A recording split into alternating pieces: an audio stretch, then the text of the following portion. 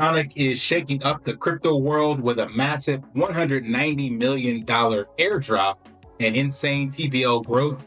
Could this be the next 10x altcoin to dominate the market? So today we're going to break down Coin Bureau's latest deep dive on Sonic, and which is previously known as Phantom, and whether it's positioned to challenge Ethereum Layer 2s, and of course, be adding my own insights along the way. So stay tuned. Chasing altcoins feels like throwing darts blindfolded. Every loss hurts and every win is fleeting. Stop the cycle. Bitcoin is the safest bet in crypto, and Drip2 BTC makes it even better with high-yield wallets and discounts. Buy Bitcoin, deposit, and earn while you sleep. It's time to build wealth you can count on. Hey guys, welcome back. Drip Coach here with Drip and Farm for Poppy, where we don't trust, we verify, and operate with integrity and transparency. I haven't covered much of Sonic. My exposure to it, I was in Phantom last cycle, and this cycle I have not done much besides the SwapX integration and DEX. But Coin Bureau did a deep dive, and we're going to cover a couple clips because they usually do some pretty good research, and no sense in me trying to reinvent the wheel. The recent crypto crash sent most altcoins to yearly low, but there are a few which have remained resilient, and one of these is Sonic, which has been emerging as the next top layer 1. Its upcoming airdrop of over 190 million S-coins has resulted in exponential growth, both in terms of price and total value locked. And it looks like this growth is just getting started. And that's why today we're going to do a deep dive into Sonic, including where it came from, how it works, what it's planning, and how high its S-coin could go this cycle. My name is Nick. Stay tuned. All right, so we'll stop there because this is setting up Sonic for a perfect storm for an altcoin rally. It's got low prices, major development upgrades, and airdrop hype. So when you mix all that together and the skyrocketing TVL, this could be a potential chain to look into. Now, that is also the double-edged sword with all this, because there are so many other layer 2s out there. And what it all boils down to is like, who's going to get the most support? Who's going to use the chain the most in regards to developers and individuals? Currently, Ethereum still takes, what is that, 60%. Then Solana sitting at the next biggest slice of the pie at 9%. So between those two, we'll just round it up to 70. And then you got, I don't remember how many other chains, man, it's over 100. That are fighting for that other 30%. But again, Sonic is sitting in there at number 8, and it does have, I'm sorry, not number 8, or is it? Number 12.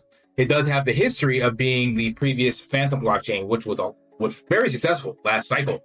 So we'll come into the next couple of clips that Coin Bureau is covering, and then kind of make our determination from there. Lows, Andre revealed that the Phantom Foundation had a treasury worth more than $300 million, consisting of crypto, stablecoins, and other assets, giving Phantom 30 years of runway. Fast forward to late 2023 when Phantom revealed the Sonic upgrade. What's interesting is that Sonic was originally intended to be just that, an upgrade. But by early 2024, Sonic had become a new blockchain separate from Phantom. Michael revealed in an interview that large FTM investors had indeed pushed for this. Throughout 2024, Phantom put out multiple updates related to Sonic. The most significant of these was the establishment of Sonic Labs and the Sonic Foundation last May, shortly after raising an additional $10 million. Not surprisingly, many of the investors were DeFi founders such as Arve's Stani.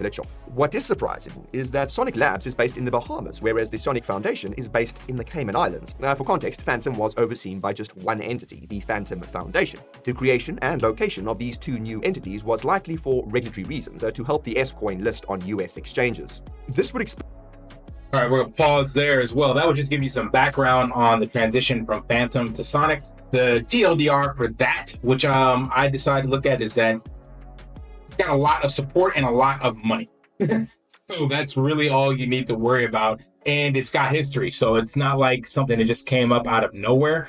These guys have some of the best and brightest working on this, and they were working in the background and then just kind of pivoted from an upgrade to an independent blockchain by itself. So proof of concept is there. The volume was there from Phantom. Everything is there to position this to do some amazing rally this cycle. It's just going to be a matter of how much adoption does it get to the broader DeFi space compared to what it had back then. So when Phantom launched originally, you didn't have, hundreds of other DeFi protocols out there vying for that spot. So that is, again, kind of the other side of this. It's like, well, how much market share can Phantom capture when you got stuff like Sui, Avalanche is still out there, Base launched after Phantom. So I don't know how those will develop, but so far it is actually proving to be a viable competitor. Now, this all ties into how Sonic works. Under the hood, Sonic effectively uses an improved version of Phantom's proof-of-stake DAG-based blockchain. The first improvement technically hasn't been implemented yet, and that's the optimization of the Lacasis consensus, expected by Q3 of this year. The second improvement is already live, and that's how Sonic's validators process blockchain data. For reference, transaction speed depends a lot on how quickly validators can add transactions to blocks, and how quickly they can check previous blocks to ensure the new transactions they process are correct. This is something that Andre and the Sonic team realized early on, and it's why they focused a lot of their development efforts on a storage protocol called Carmen, which increases how quickly validators read and write transactions. What's fascinating is that Carmen is open source, but the code is licensed. What's even more fascinating is that we've seen other crypto projects like Sui emerge with their own decentralized storage solutions in recent months, which are analogous to Carmen. Andre has claimed in interviews that these cryptos were inspired by Sonic's Carmen, but that Sonic managed to ship it first. Regardless, the third improvement is not really an improvement, and that's that Sonic has fewer validators than Phantom did. Phantom had 65, whereas Sonic has just 40. The trade-off from this centralization is an increase in speed. Sonic can process 10,000 transactions per second, but hitting this will likely require Lacasis optimization. On that note, the fourth improvement to Sonic is probably the most significant, and that's a change to the fee structure. In short, the Sonic blockchain has a function that allows whitelisted dApps to earn 90% of blockchain fees from transactions associated with that dApp. This is very significant, and here's why. The reason why DeFi protocols like Uniswap, for example, are starting to launch their own layer 2s is because they're only capturing a small fraction of the transaction fees. Obviously, most of these fees go to the validators, which is good for the blockchain, but bad for the dApp, and blockchains need lots of dApps to succeed. This is something that the Sonic team is hyper aware of, which is why the Sonic blockchain is tailor-made for successful dApps. In this case, that means giving the most popular dApps the ability to keep 90% of the blockchain fees. In practical terms, this eliminates the need for these dApps to launch their own layer 2s. At the same time, it incentivizes all top dApps to launch on Sonic, and when you have everything on one chain, it means all the liquidity is on one chain and not fragmented between different chains. In turn, users of these dApps get to enjoy the high speeds and low fees offered by Sonic. It's a win-win-win for everyone. Now, the fifth improvement to Sonic follows. So that is huge change to how dApps and other blockchains have operated in the past. Like you said, that fee structure changing to 90% going to the whitelisted dApp, that is a huge incentive. And I believe that is one of the major reasons why SwapX, of course, has launched on Sonic. Now, I'm not sure how many of these are considered whitelisted or what that whitelisting application is, but yeah, the TLDR is that if there's a big incentive for you to put your dApp on this chain due to being able to collect the bulk of the fees, then it could definitely send developers and then alongside that, the investors over to those chains.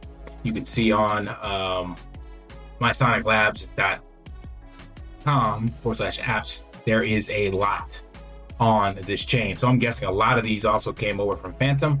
I have not explored any of these, to be honest. I used to use Beats on Phantom, and that's about it. Beethoven, Beats, I think it was. Yeah, but yeah, it just points things in the right direction, saying that there is some solid momentum and possibility with this growing. Which leads us into the next clip that you really want to find out is what is the potential value for the token. Is the question of how much potential S has given its changing supply dynamics, and FTM's past price could have the answer. Phantom hit a market cap of over $8 billion and FTM hit a price of over $3 in 2021. It's safe to assume that S will become at least as big as FTM did, if not bigger. If S becomes as big as FTM did, then a market cap of $8 billion would translate to an S price of around $3, which makes sense given that many investors have this price in mind and could even start selling before this level is approached. If S can surpass this price, however, $10 could be their next target. An S price of $10 would give Sonic a market cap of over $20 billion, which is high but not far-fetched, especially given the circumstances. Objectively, Sonic seems to be the most logical choice for both users and dApps in Ethereum's ecosystem, and it could take a lot of TVL and activity from the Layer 2s. The caveat is that Sonic seems to be missing a few critical ingredients for this to happen. Aside from S needing to be listed on larger US exchanges like Coinbase, Sonic is still lacking native stablecoin support. And this could also be circumstantial evidence of a strong whale presence on Sonic, as stablecoin issuers appear to be hesitant to launch native stablecoins on such blockchains, BNB being another example. When you consider how much DeFi activity is... All right, we'll pause there. So that's the price range, $3 to $10. Which we are currently sitting at 50 cents as of today's prices, down 30% in total. So yeah, altcoins are still getting wrecked, but there is potentially, again, based on Coin Bureau's research, at least a 6x in the cards for the new Sonic token. So if you're looking for an alt to put in your bag, this could be one of them. I'm not doing anything with Sonic aside from what's on SwapX, but you could have an opportunity to farm it over on SwapX by using the some of the liquidity positions that are available. I think it's wrapped Sonic. You would actually get what do you call it? The SwapX token for some of these pools. But yeah, the ability to at least collect it, maybe if you got some spare capital sitting there, is out there. And you could also, yeah, acquire it, purchase it if you believe in the research that is out there for it. So just a quick recap. So let me know what you guys think. Do you have Sonic in your altcoin portfolio? Are you bullish on Sonic? Do you not care? Yeah, let me know what you think. All right, smash that HBO special. Help brother out. Like, subscribe, comment down below. And until next time, live daily and achieve your impossible. See ya. Want to pay your in real life bills with crypto? How about send crypto directly to anyone with a bank account? Spritz Finance is a decentralized solution to be your own bank and connect your crypto earnings to real world bills and payments. They do not take custody of your assets and allow support on multiple blockchains and Web3 wallets. Sign up below using my referral link and you will get $50 back when you make your first $50 bill payment with crypto. Additionally, I will be using referral bonuses to airdrop, donate, or burn based on community feedback. Sign up now.